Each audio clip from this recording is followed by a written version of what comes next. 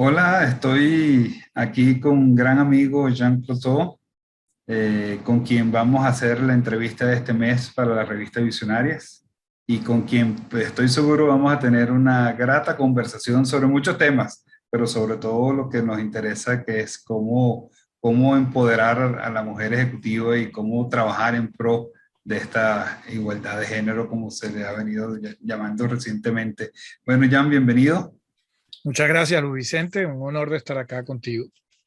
Igual para mí es un placer conversar contigo, pero bueno, bien, antes de comenzar, cuéntanos un poquito quién es Jan, cuáles fueron esos inicios y en qué estás ahora, porque tú eres una de estas personas creativas, visionarias, que estás quizás adelantado a muchas de las cosas que están ocurriendo en este momento, pero bueno, yo creo que es interesante para nuestra audiencia que te conozcan un poquito.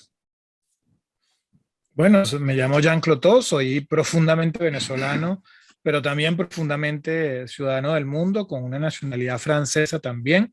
Tengo esas dos realidades, dos culturas, dos lenguas principales, y me defino como un buscador. Estoy investigando, estoy realmente trabajando sobre hacer que las relaciones humanas sean un vector de prosperidad, sean un vector de equilibrio y sea un vector también de oportunidades, inclusive económicas, dentro de su constitución, usando la tecnología para que eso pueda ser verificable, sustentable y también genere vectores de confianza, vectores de nuevos vínculos entre las personas, entre las organizaciones. Ese es mi trabajo.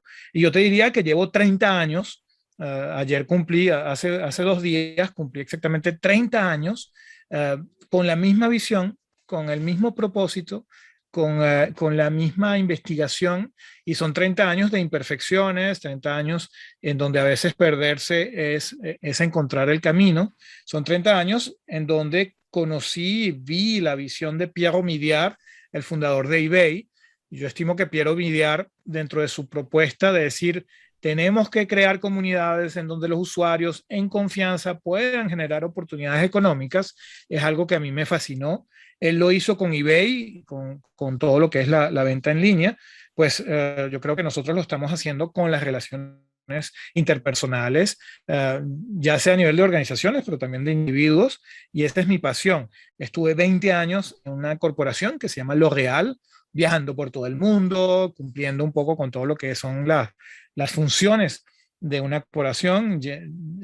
Tuve varios cargos, aprendí lo que es la gestión financiera, aprendí lo que es un P&L, aprendí lo que es la gerencia en ese tipo de organizaciones muy importante, con una rítmica de pasos, digamos, obligados a nivel de auditorías, a nivel de reuniones presupuestarias, a nivel de planes de negocio, y poco a poco fue evolucionando esa visión de cómo hacer que las relaciones humanas sean un vector de crecimiento personal y económico. Y bueno, en el año 2016 tomé la decisión de orientarme hacia una organización propia, hacia una organización creada con las personas como tú, en donde hemos ido generando ese network, esa red de super amigos, de personas inspiradas, de buena voluntad, que quieren hacer del mundo un mejor lugar para vivir. Mi primera mentor fue Anousheh Ansari, y ese encuentro con esa mujer astronauta, ingeniero, emprendedora, que ella misma, ella es la primera mujer en la historia de la humanidad que con sus propios medios va al espacio, es la creadora de los premios de la innovación, el X-Prize, acaba de obtener un financiamiento de $100 millones por parte de Elon Musk para los premios de la innovación, y Anousheh Ansari fue la que realmente me hizo dar ese paso decisivo, tomar la decisión de cambiar de vida, y fue a lo largo de una entrevista entre dos mujeres, es decir, estaba una mujer que es Anousheh Ansari y otra mujer que se llama Sara Cloteau, mi hija. Y entonces lo bonito es que Anousheh me hizo venir a verla con mi hija y permaneció una larga reunión con ella. Conmigo duró muy poco la reunión, pero con mi hija duró muchísimo más. Entonces eso marcó mi vida y un antes y después de ese encuentro.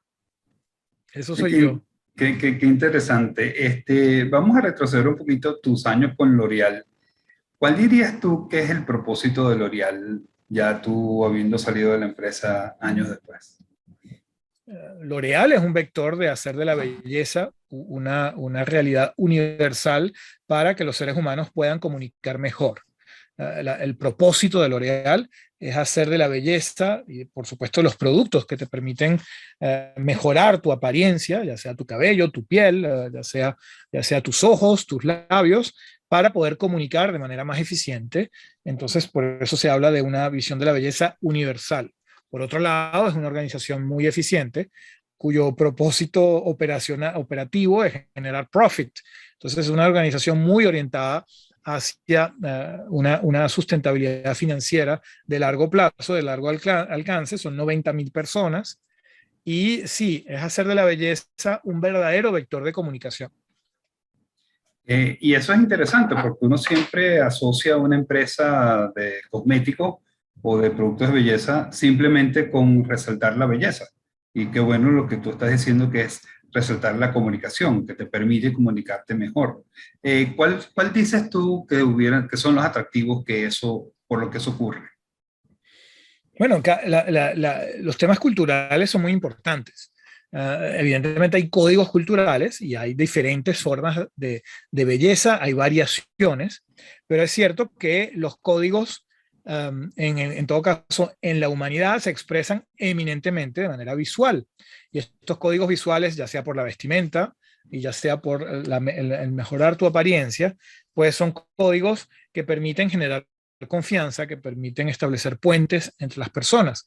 Y es allí donde cuando ves, te haces esa pregunta de por qué la belleza es universal, por qué para los pigmeos es importante modificar su apariencia, para los indígenas del Amazonas, para las comunidades en general en todo el planeta, la apariencia es tan importante con códigos distintos, es ese tema de la comunicación humana. Y lo que hace que los humanos no sean animales comunes y corrientes es justamente esa capacidad a generar vínculos en comunicación. Entonces, es allí donde entra este tema de la belleza. La comunicación puede ser una comunicación ritual, una comunicación de jerarquía, una comunicación como los egipcios inventaron también el maquillaje moderno. Bueno, moderno, el maquillaje nace realmente de manera industrial, si se puede llamar así, en la civilización egipcia. Pero el maquillaje es un código y es un código que se expresa sobre el cuerpo humano. Entonces, ese código de comunicación, ese vector de conexión, eso que te permite atenuar los efectos, por supuesto, que pueden romper los puentes de comunicación.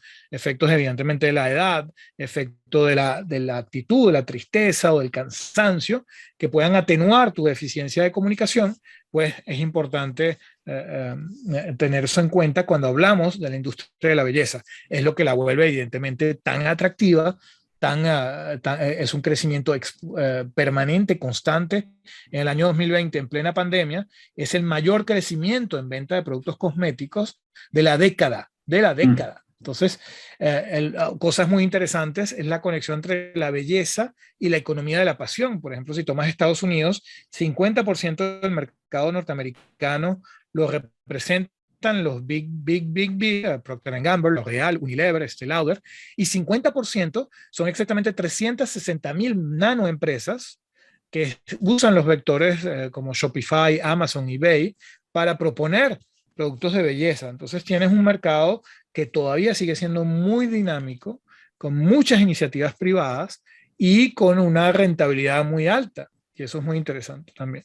Que siempre es interesante. Y fíjate que dentro de tu carrera en L'Oreal estuviste en distintos países.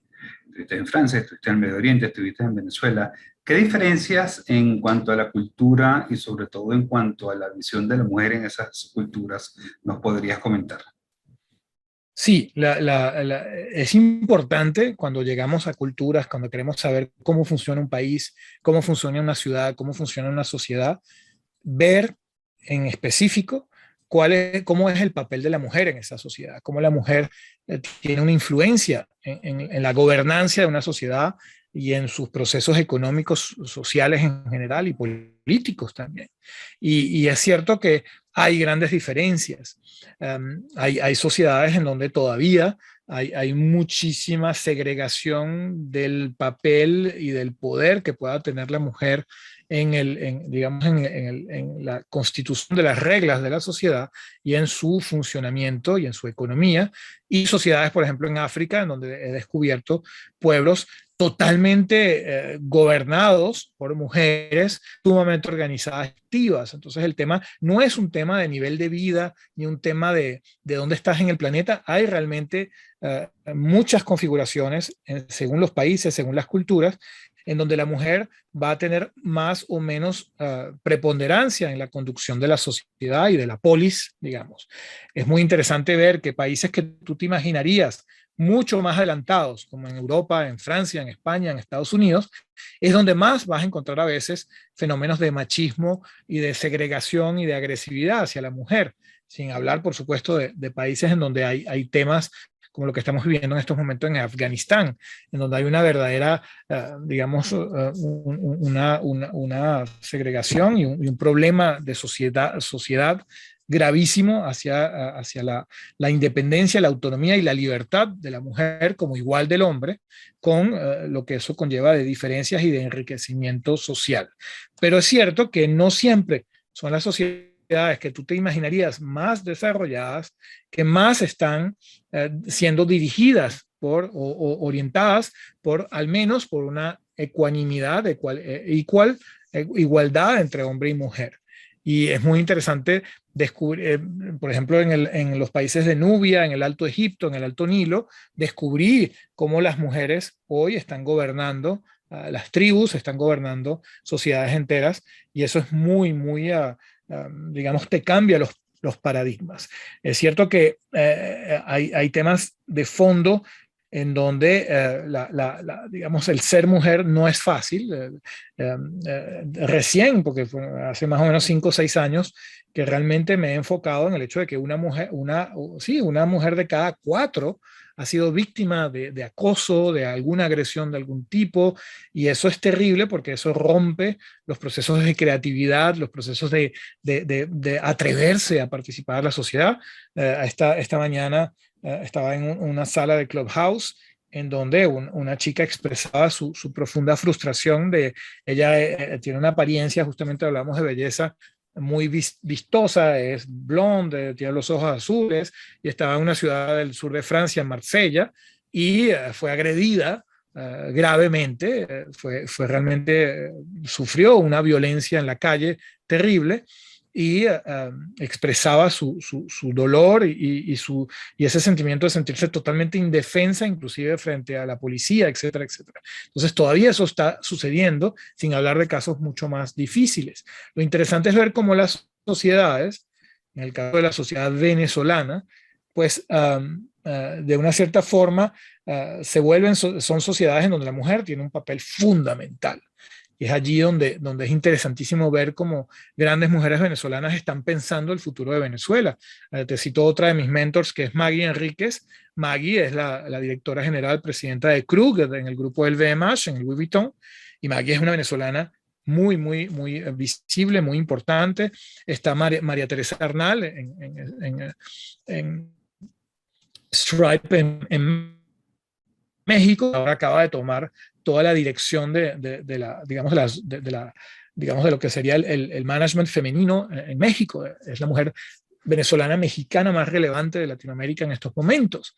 Entonces te das cuenta que no es porque estamos en América Latina que las mujeres no están tomando cada vez más el papel que deben tomar en nuestras sociedades. Lo otro interesante es empezar a pensar en qué significa no solamente la dualidad hombre y mujer, sino un pensamiento más femenino de las cosas, que es algo que tú también defiendes, que me parece importante, que es un pensamiento en donde los pilares y los valores son el consenso, la educación, la alimentación, la justicia social, la paz, son valores eminentemente más femeninos y que hoy se están volviendo fundamentales en la conducción de las grandes crisis que enfrenta el mundo. La crisis climática, por ejemplo, es una crisis que de manera muy visible está siendo atacada en principal por mujeres. Entonces, y acabamos de compartir sobre Ségolène Royal, que es una mujer totalmente comprometida con la crisis climática, que fue ministro de la Ecología y de las Energías en Francia, fue embajadora para los polos y ahora está creando un movimiento en torno a la crisis climática y a la ecología. Entonces es muy interesante ver cómo las mujeres hoy en día son los líderes que más se están moviendo, que más se están dictando. Ahorita hay todo un tema en Europa porque Angela Merkel va a dejar Alemania, va a dejar no, la Cancillería y lógicamente las preguntas se hacen sobre cómo se va cómo Europa va a funcionar sin una Angela Merkel al poder. Y entonces te das cuenta que, bueno, entonces Europa, uno de sus motores ha sido una mujer, ha sido Angela Merkel. Y eso es fascinante. Cuando hablamos de nuestros referentes de países que funcionan, pues pensamos en los países de Escandinavia, pensamos en países o los países, por ejemplo, bálticos, en donde las mujeres, y acabamos de ver el tema en Islandia, en donde la mayoría inclusive del Congreso hoy es femenina. Entonces tenemos países en donde la mayoría de diputados son mujeres. Y eso me parece una noticia impresionante de grandes cambios de mentalidad. Lo vimos también en los Juegos Olímpicos, nosotros a nuestro nivel de venezolanos, en donde Exacto. tuvimos una mujer voladora, una mujer que realmente cambió nuestra percepción del deporte y también de una cierta actitud, porque hay algo muy hermoso en ella, es su actitud frente al récord, frente a la victoria, que nos marcó a todos, no solo ella. Y hubo muchas ellas en esa Venezuela atlética que te muestran una vez más que las cosas están cambiando y eso es sumamente importante para nuestros hijos y para cómo podemos pensar de manera más optimista el futuro del planeta y de Venezuela. Interesantísimo todo lo que nos cuentas y me trae esa colación un artículo que leí hace poco precisamente sobre Angela Merkel la comparaban con Margaret Thatcher y decía que Margaret Thatcher se reunió de puros hombres mientras que Merkel se reunió de mayoría de mujeres. ¿Qué crees tú cómo eso hizo la diferencia de lo que es Merkel hoy? Yo pienso que la, la, hay un tema muy importante cuando piensas en Angela Merkel, y yo empezaría con su relación al ego, con su trabajo de una gestión, de una gobernanza participativa, de una gobernanza ampliada a todas las fuerzas en presencia y a una capacidad concreta de actuar rápidamente.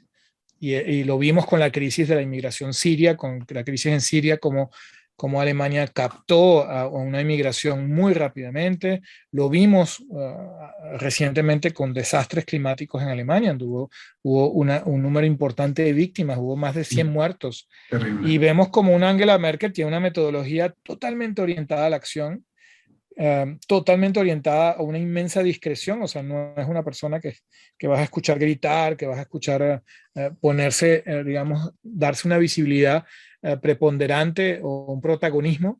Y yo diría que Angela Merkel, en su pensamiento, cuando lees un poco su forma de actuar, ella no ve si eres mujer o hombre, ella se concentra en tus competencias y en tus capacidades de resolución de problemas y sí tiene una visión finalmente muy empresarial de la política, en donde para ella el trabajar con alguien es lo mismo que una entrevista de reclutamiento y selección de una gran empresa.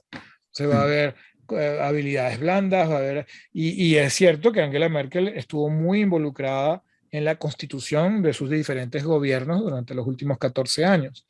Pero el decodificar la gestión y la metodología de Angela Merkel es algo que merece el tiempo que le dediques para explorar nuevas formas de gobernancia. Sí, y eso va a traer cambios, por supuesto, porque una de las cosas que tú hablabas, estas deportistas venezolanas, estas atletas venezolanas, cómo están inspirando a una generación de niñas jóvenes que quieren emular lo que hizo Yunimar, lo que han hecho otras. Tú ves ahora un grupo de jóvenes políticas que quieren obviamente iniciar esa carrera. Obviamente llegar a ser canciller o primer ministro requiere toda una vida de trayectoria política haciendo las cosas bien. Y tú mencionabas algo interesante, que es el tema de que ya no le importaba si eras hombre o mujer, ella veía tus capacidades. Eh, Fíjate que una de las cosas que lamentablemente hemos visto a lo largo de la historia es que puede haber existido mujeres con espectaculares capacidades, pero que simplemente por haber sido mujeres no fueron contratadas. Lo hemos visto en películas, lo hemos leído en libros, lo conocemos en capítulos de historias. ¿Cómo para ti, Jan, ha cambiado eso?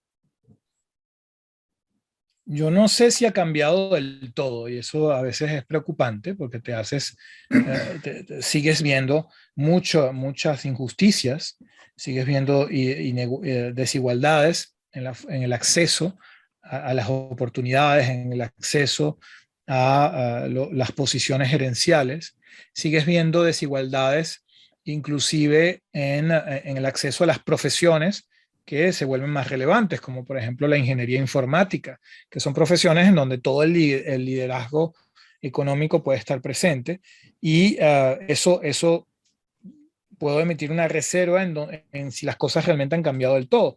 Si están cambiando, si hay una apertura, hay una posibilidad de palabra, hay una forma de llegarle a la gente y de reclamar una ecualidad, un balance entre mujeres y hombres a nivel de la empresa, a nivel del tejido empresarial. Sí hay grandes líderes que empiezan a aparecer y que le dan, como el discurso de Kamala Harris, que le dicen, tú joven niña tienes la posibilidad de llegar a donde quieras llegar. Y eso es muy interesante. Si te das cuenta con los años que muchas veces mujeres muy competentes se autolimitan, se autocensuran en tomar la palabra y en subir al pedestal, digamos, al escenario por justamente ciertas presiones, cierto temor a estar en el ojo del huracán frente digamos, a ese machismo tóxico inherente a la vida que hoy tenemos en el tejido empresarial, en el dominio político, inclusive de las ideas. La mujer a veces ha pecado hay mujeres muy competentes que no han podido subir a la palestra. Es cierto que hoy la civilización de la ultracomunicación te da mayor alcance. Las plataformas nos permiten tener acceso a comunicar de manera más fácil, más directa y crear audiencias en donde estamos viendo mujeres. Es un poco, cuando te digo eso, estoy pensando en los hidden secrets de las mujeres que participaron en el desarrollo del programa espacial norteamericano. Y bueno, vimos que Jeff Bezos voló al espacio con una de las chicas de las Mercury 13. Sí. Y entonces hay gestos a veces muy sutiles que muestran que sí vamos hacia una sociedad más justa y sí vamos hacia una humanidad más femenina en su gestión. De hecho, la crisis climática, los objetivos de la COP21 y ahora la COP26, los objetivos de desarrollo sustentable han sido diseñados realmente para una sociedad más justa y uno de los objetivos de desarrollo sustentable es también el papel de la mujer en la sociedad. Entonces, son momentos importantes, son parámetros importantes en la educación de los niños, son parámetros importantes en la forma en la que podemos hacer evolucionar las mentalidades. Y si es hoy, es verdad que una, un chiste mal calibrado, una actitud mal calibrada, va a tener consecuencias. Si un hombre hace una remarca machista, o va a haber consecuencias. Y eso es muy interesante, sea cual sea el lugar del planeta en donde estemos. Si es cierto, lo vimos con la crisis en Afganistán, que todavía hay grandes zonas del planeta en donde para nada que está en la agenda una igualdad entre la mujer y el hombre. Y lo vemos en el acceso a la educación. Hasta el sol de hoy, las mujeres de más de 12 años no se pueden escolarizar. Las niñas, etcétera, no han podido escolarizarse en Afganistán y estamos echando para atrás y eso por supuesto te hace reflexionar muchísimo. Pero países como Arabia Saudita, yo cuando llegué a Arabia Saudita había una universidad dedicada a la mujer, pues hoy hay ciudades enteras en donde la mujer puede conducir, en donde la mujer puede, entonces inclusive en sitios muy retrógrados, la mujer está ganando posiciones, está ganando milímetros, centímetros, metros de del rol que debe tomar en la sociedad. Y sí, nuestros hijos vivirán en un mundo muy distinto a nivel de lo que es la evaluación de competencias, en donde no será un tema de género. Ujú.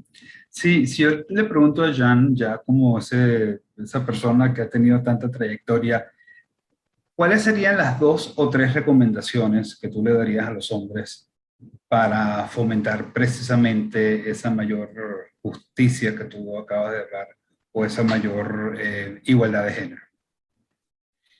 Yo creo que hay un punto en donde un hombre, si quiere ser exitoso, tiene que ser militante hacia, en la medida de sus capacidades, de su posición profesional, darle preponderancia a mujeres en sus equipos, a mujeres en posiciones de liderazgo. Hay que ser militantes. ¿Por qué? Porque estamos en un periodo de cambio y si no somos militantes, muy fácilmente el natural vuelve a galope, o sea, volvemos a los atavismos del pasado, en donde, bueno, ves que, todavía muchos comités de dirección, muchas fotos en donde son solo hombres.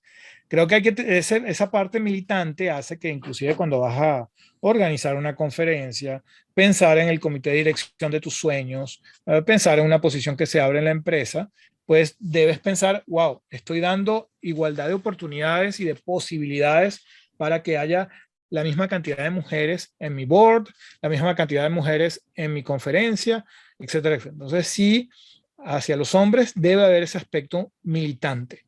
Luego, un hombre que quiere crecer en el mundo que se avecina debe también entender cómo piensa, cuál es esa famosa sensibilidad femenina a nivel de gestión, de gerencia, a nivel de pensar el mundo.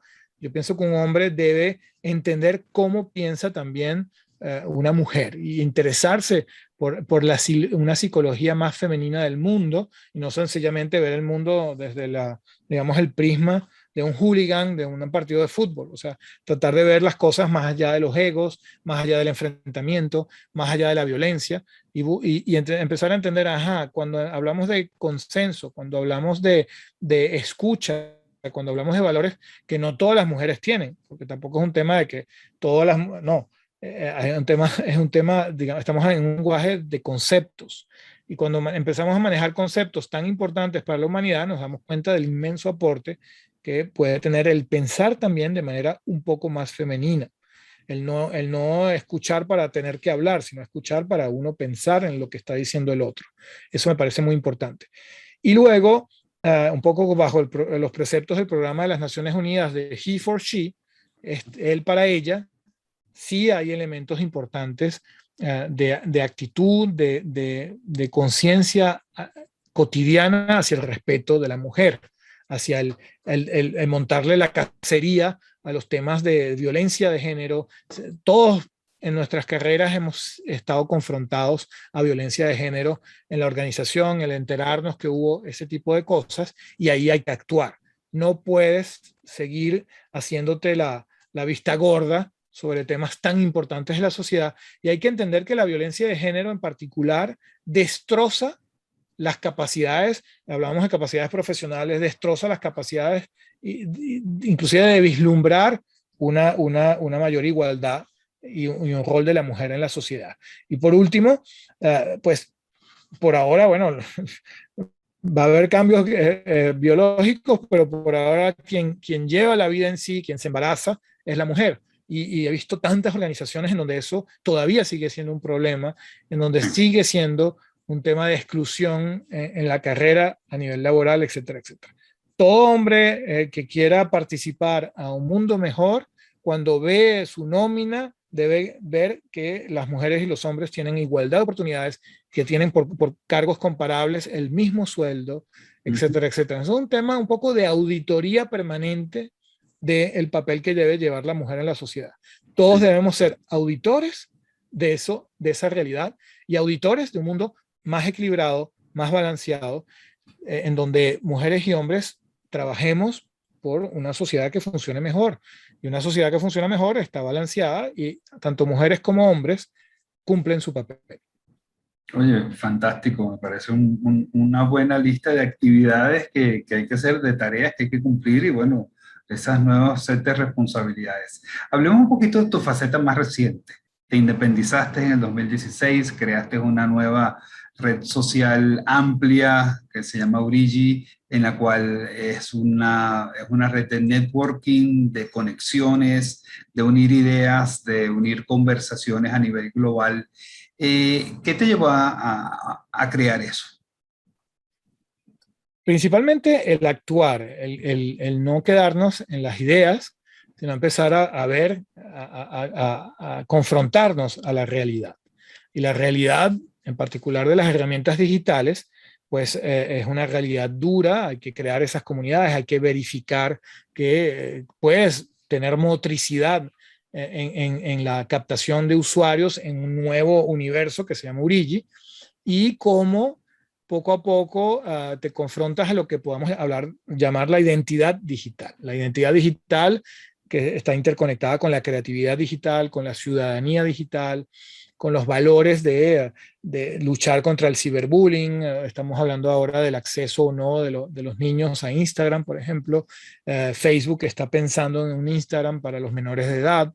Entonces, hay debates de fondo que a mí me llegan al corazón porque son debates que tengo con mis hijos, son cosas que pienso con las generaciones futuras, y el crear una plataforma, el llevar el razonamiento completamente hacia la validación de mercado y buscando esa adopción de una plataforma más orientada hacia el emprendimiento digital, más orientada hacia los emprendedores. 70% de los usuarios son mujeres hoy en día, pues fue muy importante para mí, lo es hoy en día. El 100% de mi tiempo se lo dedico a corroborar que todo lo que nos pase por la cabeza a nivel de creación de sociedades en entornos digitales, hoy hablamos del metaverso inclusive, que es esa proyección, por ejemplo, en esta reunión Zoom, estamos en el mundo digital, no estamos físicamente en el mismo lugar, esa pantalla que estamos viendo ambos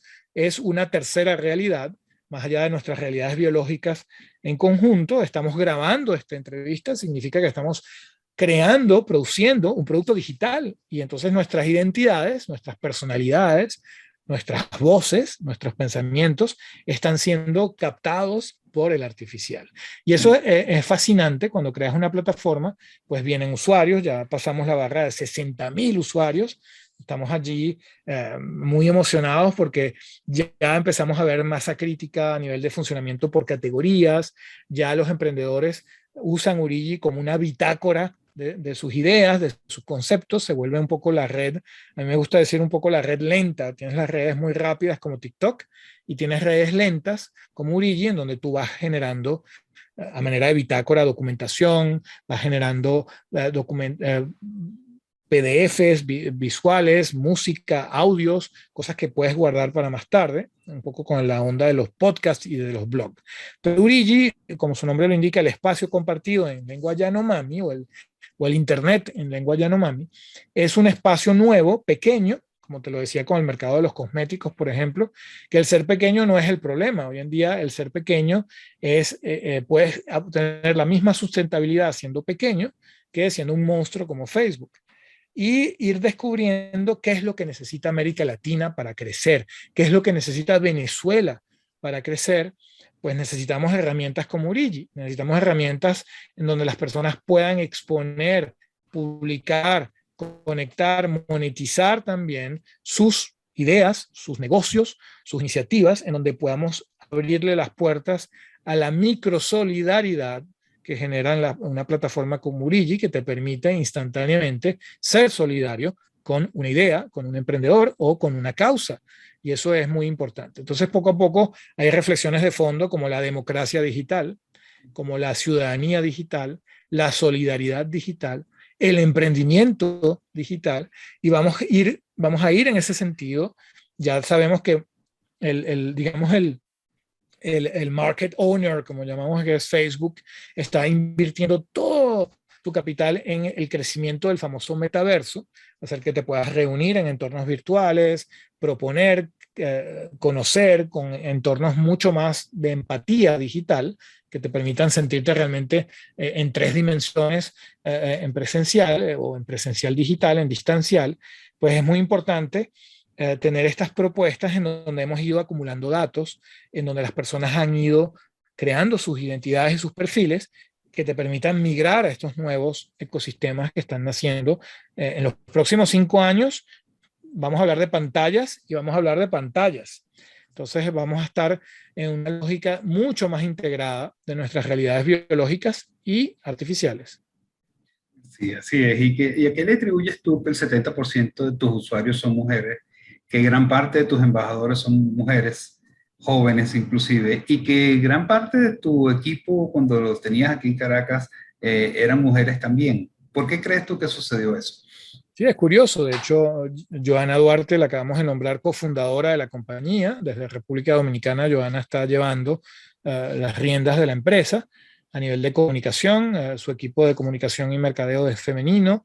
El equipo de tecnología, tenemos dos grandes ingenieros, Vanessa y Cristina, que están de lleno en Urigi, pensando el Urigi desde un punto de vista más femenino y desde el punto de vista de la ingeniería y de la programación. Entonces, yo creo que fundamentalmente te das cuenta que si 70% de tus usuarios son mujeres, si naciste en Venezuela, en un entorno tan complejo, y que 70% de tus usuarios son mujeres, 1 más 1 igual 2. Eso significa que los vectores de cambio, de pensar el país del futuro que nos merecemos, son vectores llevados y liderados por mujeres.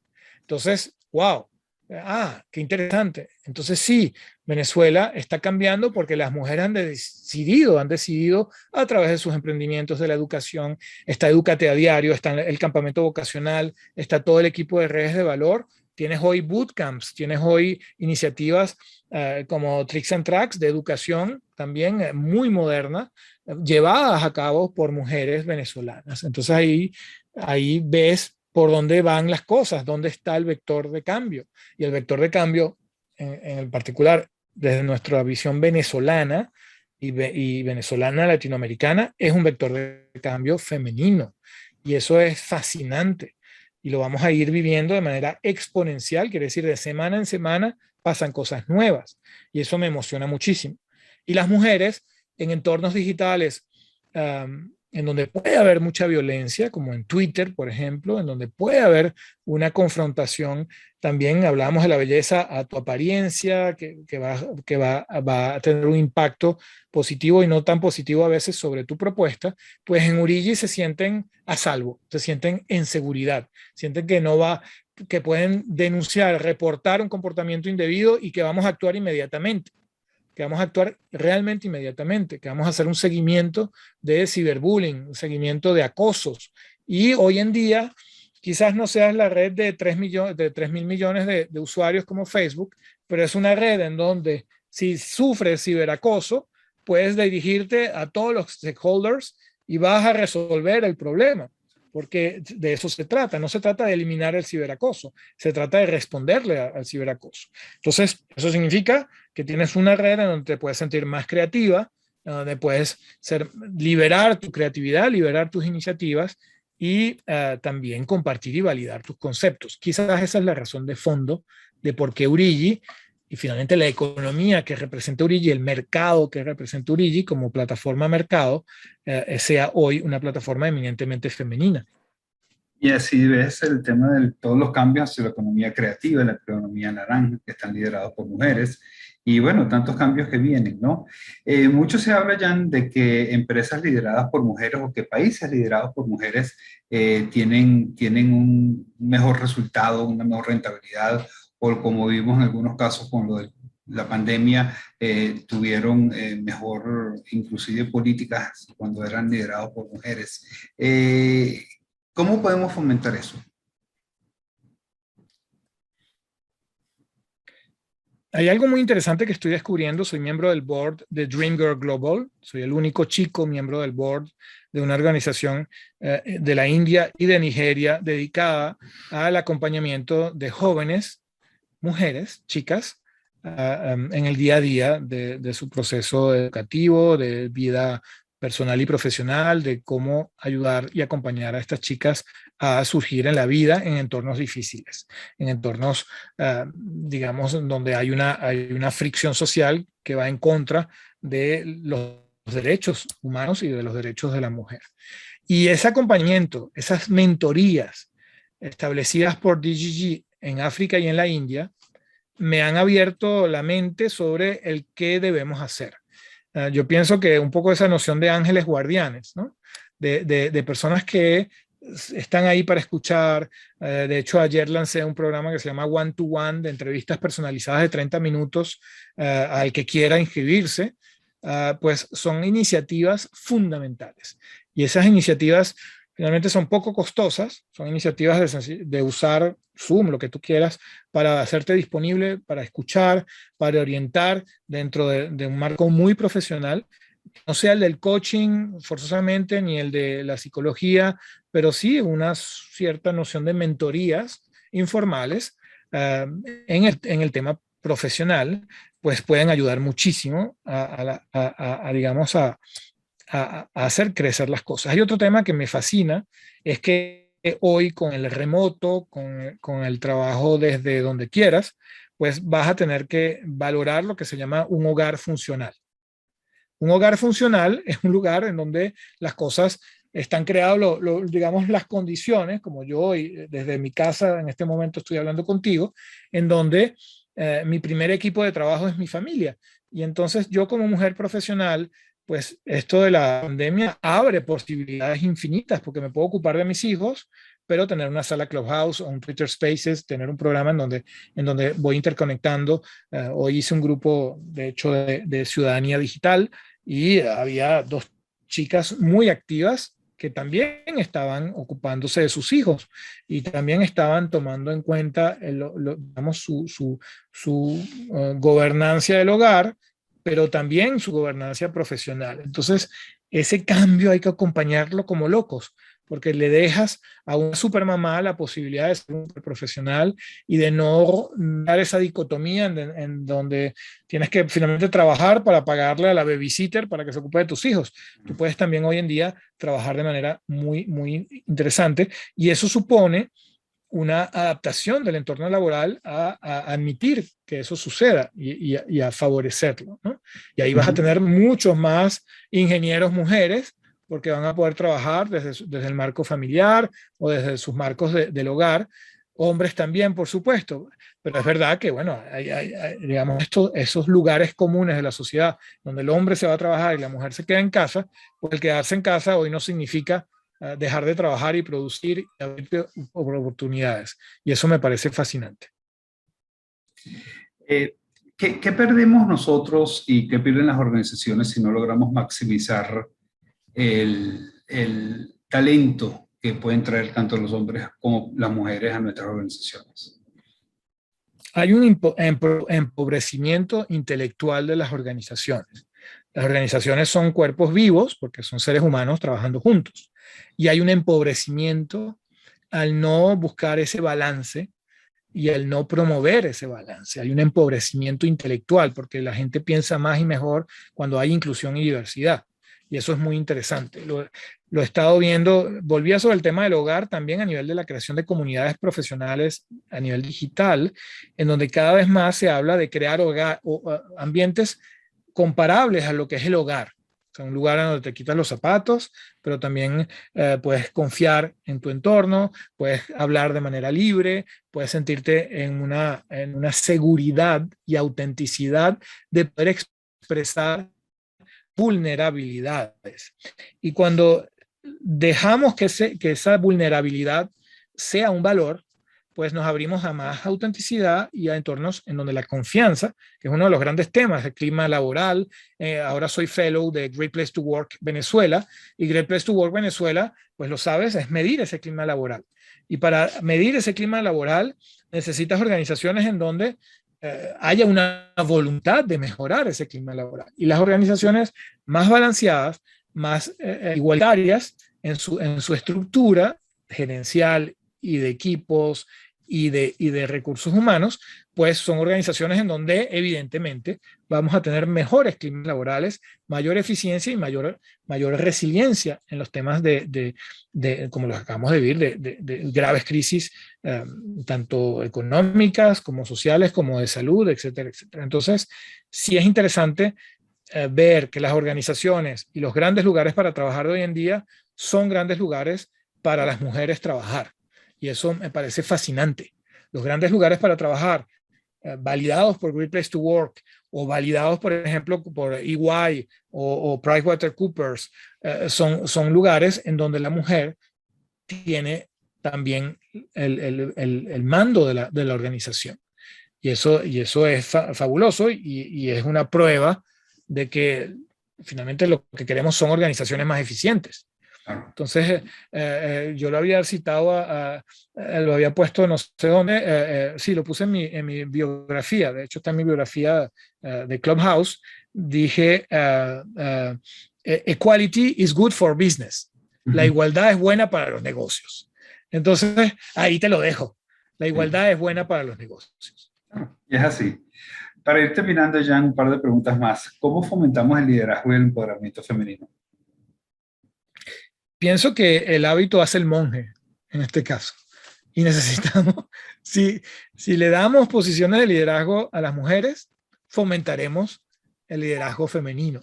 Si damos posiciones y abrimos a que las mujeres tomen direcciones, tomen posiciones de liderazgo concretamente en la acción de la empresa, de la ciudad, de la política, de la economía, pues tendremos poco a poco un efecto de bola de nieve y un llamado a las niñas que están hoy estudiando en la escuela, a las niñas que están hoy viendo qué está pasando en el mundo, pues un llamado a atreverse, a hacerse cargo de las cosas, porque hablamos mucho de emprendedores. Emprender no es montar una empresa, emprender es hacerte cargo de las cosas, donde sea cual sea la situación, y hacerte cargo de las cosas y movilizar energías y recursos para llegar a concretar un proyecto y no decirle que sí a ninguna excusa que pueda frenarte, eso se llama ser mujer. Sí, fíjate qué interesante, ¿no? Mira, ser mujer es emprender, ser mujer es saber emprender. Claro. Y seguir adelante con tantas cosas, ¿no? Ya para finalizar, ¿qué podemos hacer cada uno de nosotros para tener un impacto positivo en la igualdad de género en nuestra organización o en nuestra sociedad? Es importante hacer visible nuestro compromiso. No es fácil, pero hay que hacerlo visible. Hace poco en Dubái, todo el Burj Al Arab, la torre más alta del mundo, la acaban de animar con una serie de espectáculos de luces en torno a la igualdad de género, en torno a lo grave que es la violencia de género también.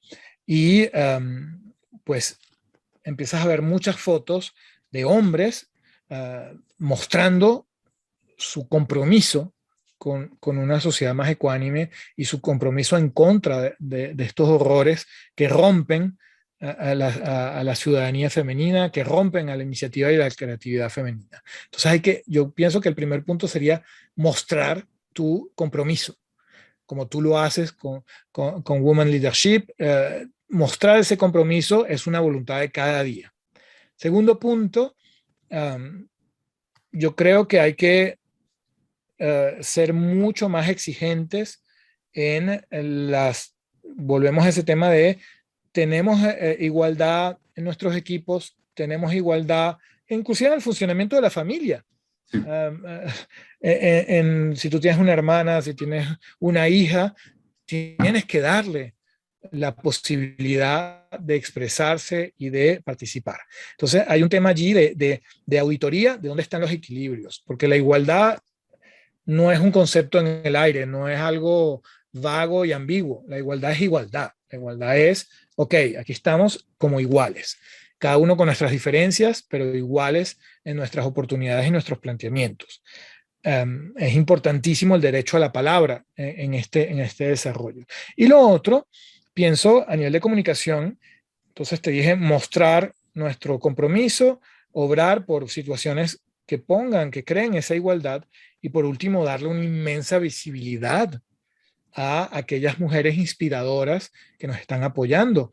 ¿Por qué? Porque el darles visibilidad, como haces con visionarias, pues es justamente mostrar que se puede, mostrar que hay grandes mujeres que hoy están liderando el futuro de América Latina, que hay grandes mujeres que hoy están participando al futuro de nuestro continente, de nuestra cultura. ¿Quiénes son esas grandes venezolanas? Está Claudia Valladares, ¿me entiendes? Está Sandy Gómez con Founder Institute. Ayer participé a la sesión de Founder Institute como mentor.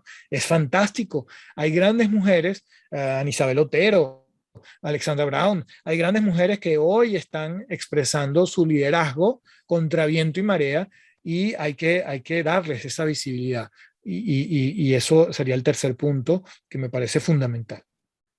Jan, de verdad que ha sido un placer conversar contigo, cantidad de conceptos que podemos poner en práctica, desde lo más pequeño hasta lo más grande, desde la organización hasta nuestra propia familia, guardando la distancia en las generaciones. Nuestros padres quizás no fueron a ninguna piñata y nunca ayudaron con el cuidado de sus hijos. Hoy todos nosotros, ya que ya tenemos cierta edad, nos involucramos con el cuidado de nuestros hijos, de una manera muy diferente a la que nos hicieron nuestros padres. Imaginémonos cómo va a ser cuando nuestros hijos tengan sus propios hijos, o imaginémonos cómo puede ser ese mundo más igualitario, donde hayan oportunidades iguales para hombres y mujeres, y en donde, como tú dices, bueno, y como nos lo dijo Martin Luther King, que sus hijos sean evaluados por la capacidad de su mente, ¿no?